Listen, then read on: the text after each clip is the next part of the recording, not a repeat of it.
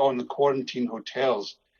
What responsibility do you think your government bears for this loophole? Because you've announced a sort of half-baked system that has created a perverse incentive for people. So it pays them financially and in terms of convenience to take an indirect route home via England to save on the money and, bother of a quarantine hotel. I mean, if you're talking about last resorts, instead of closing the border, surely a better last resort would just be to give up on your system and go along with the red list, because then people will just come home directly and go to their own home rather than meander through England and do the same thing.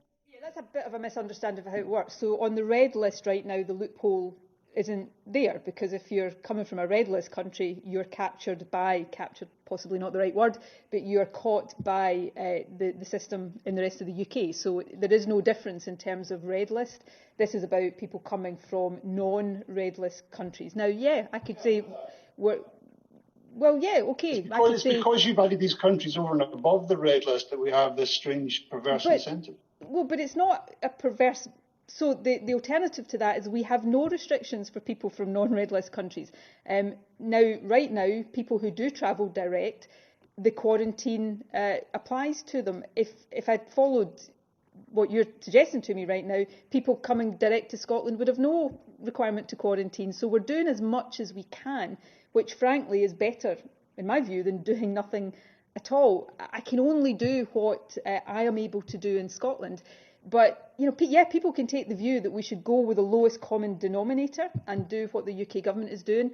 But that would be the lowest common denominator, and it's not providing maximum protection. And a few months from now, if we're going back into lockdown, because as happened last summer, we've reseeded into the country, and worse than last summer, we've reseeded new variants that are much more transmissible or even more severe or are beating our vaccines, then, I'm not sure I want to be in the position of having done nothing or having not done as much as I have the power to do. It's frustrating that we don't have a four nations common position here, but I can't force that on other governments. I can only do what I think's right and try to persuade other governments to do what I would like them to do as well. But your kind of recipe there would be to go to the lowest common denominator and have no restrictions for people coming into Scotland if they didn't come from the red list countries. And I've already set out what the deficiencies of that system are.